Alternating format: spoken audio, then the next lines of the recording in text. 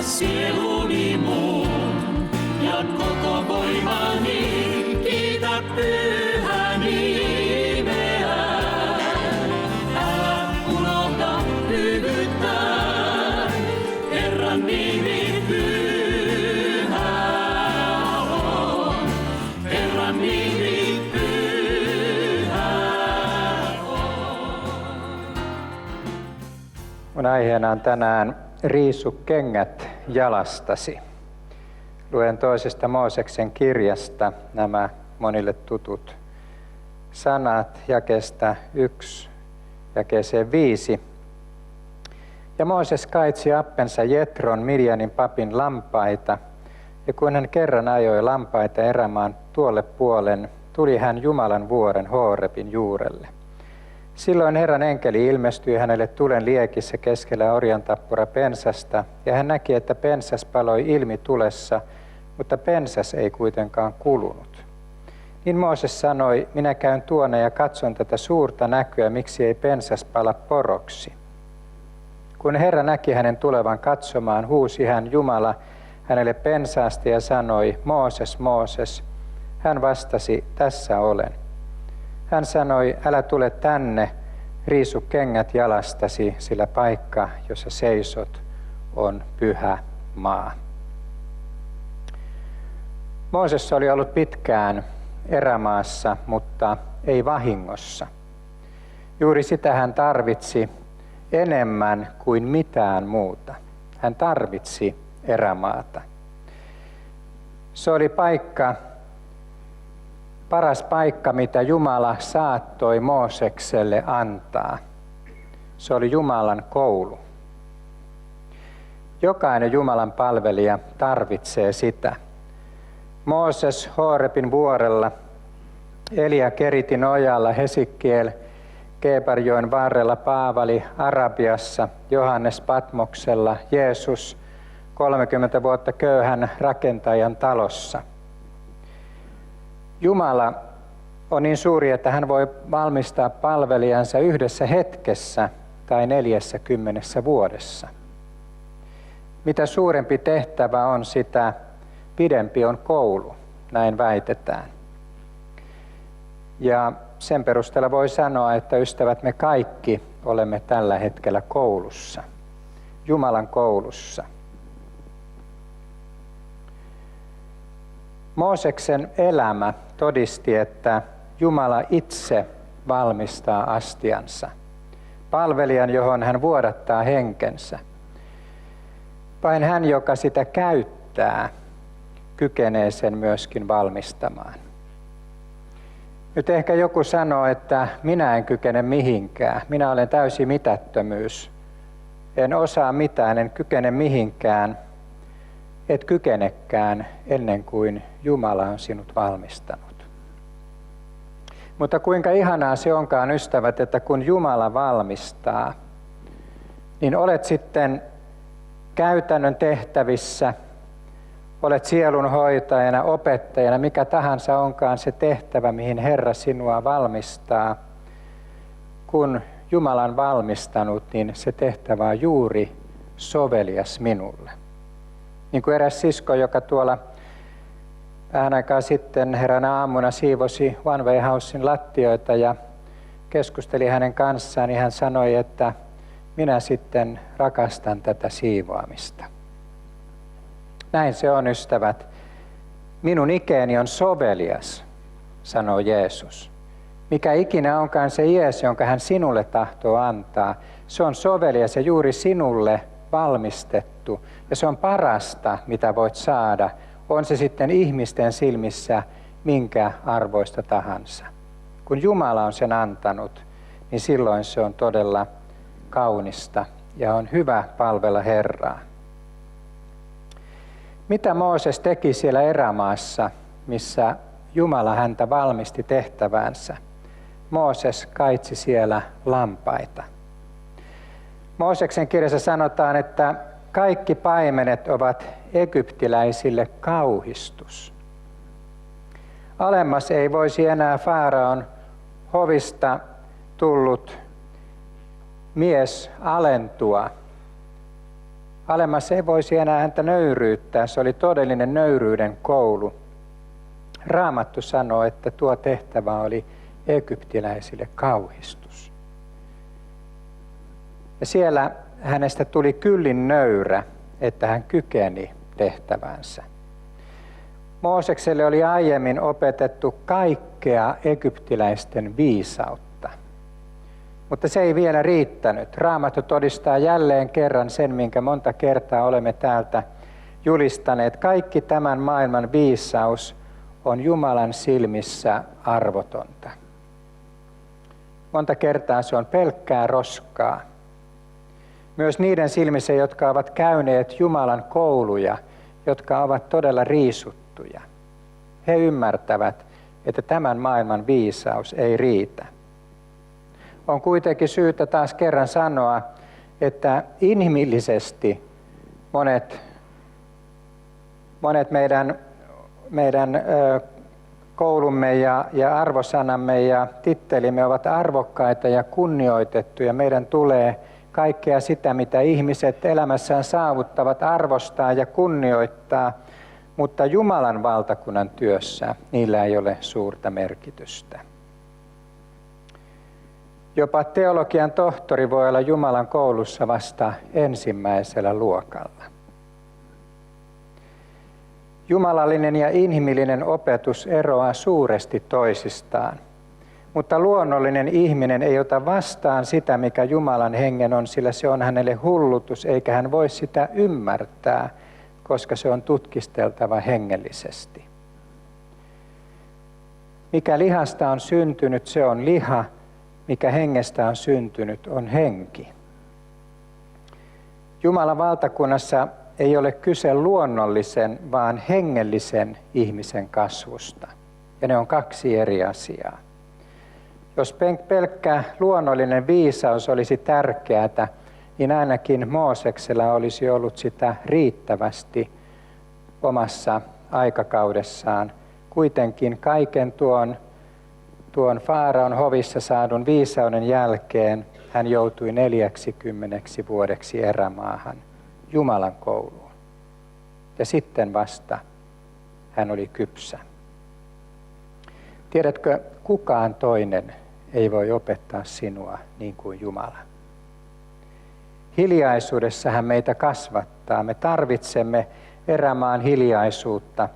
Siellä ei ole petollista loistetta, ei väärää kultausta. Siellä ei ole ihmiskunnian himoa. Siellä ei ihmisten arvostelu masenna eikä kehuminen paisuta.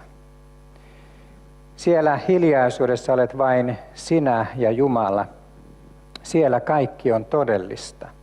Siellä ihminen oppii kuulemaan Jumalan ääntä, kun ei ole enää muita ääniä.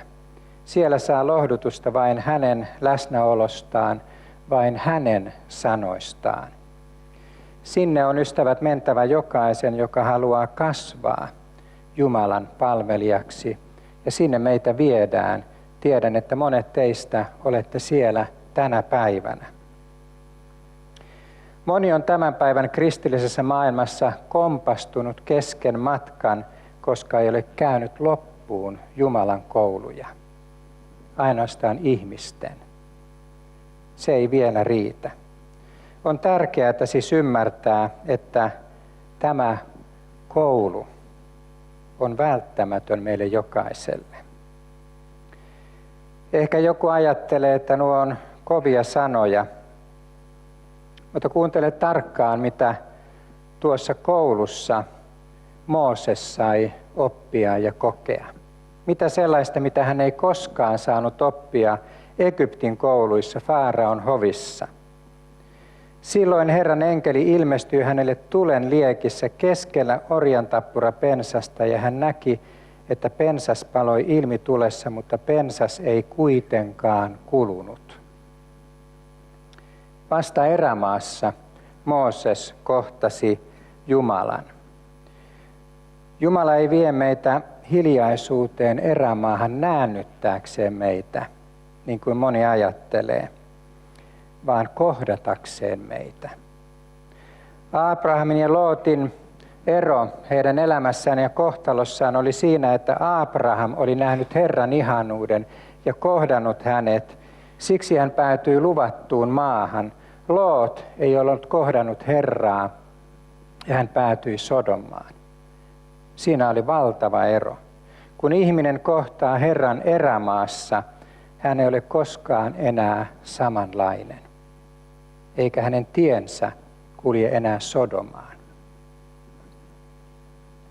Niin Mooses sanoi, minä käyn tuonne ja katson tätä suurta näkyä, miksi ei pensas pala poroksi. Kun Herra näki hänen tulevan katsomaan, huusi hän Jumala hänelle pensaasta ja sanoi, Mooses, Mooses. Hän vastasi, tässä olen. Hän sanoi, älä tule tänne, riisu kengät jalastasi, sillä paikka, jossa seisot, on pyhä maa. Takana oli 40 vuotta erämaan yksinäisyyttä. Egyptin viisaus ja saavutukset oli varmasti täysin unohtuneet. Suuret haaveet merkittävästä tehtävästä Israelin kansan johtajana oli täysin karisseet. Oli jäljellä vain pieni ihminen, vanha ja yksinäinen erämaassa.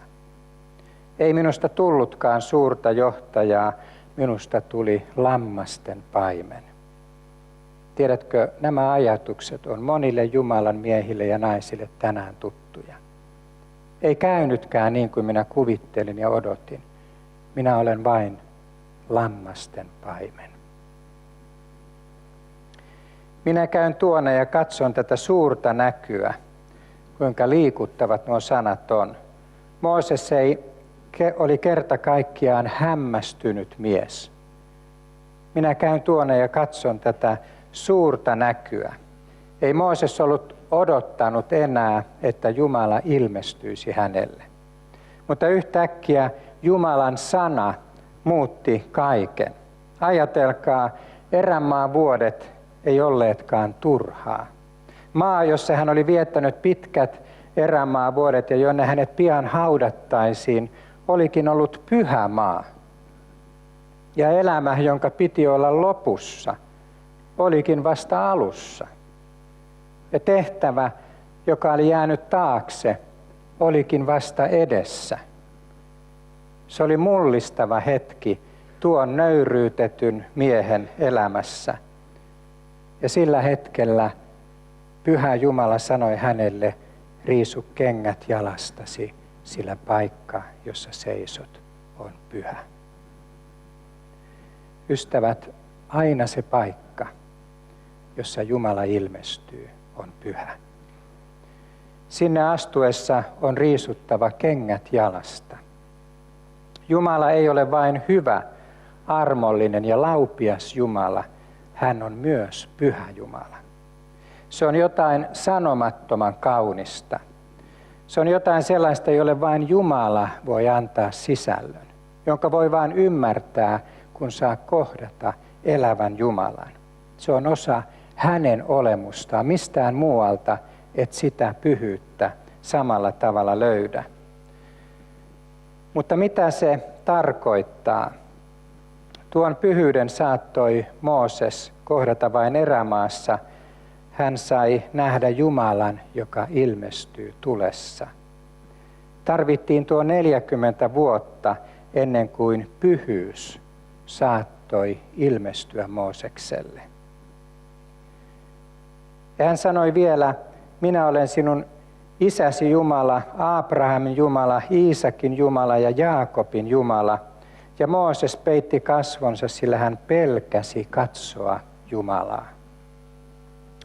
Mooses seisoo Jumalan edessä peitetyin kasvoin ja paljaan jaloin. Se kuvaa todella kauniilla tavalla sitä mielen tilaa ja asennetta, jolle Jumala saattaa ilmestyä ja ilmoittaa itsensä uudella tavalla. Ei enää tutkien uteliaana, mitä tämä mahtaa olla, mitä hän näkee. Ei hyppien ilosta ja juhlien, ei paeten kauhulla, kun käsittää olevansa tekemisissä Jumalan kanssa. Jos Mooseksen sydäntä ei olisi valmistettu näin käyttäytymään, ei Jumala olisi myöskään hänelle ilmestynyt. Jokainen, joka on käynyt Jumalan koulut ja tuntee Jumalan, tietää, milloin on aika iloita, milloin on aika tutkia ja milloin on aika riisua kengät jalasta.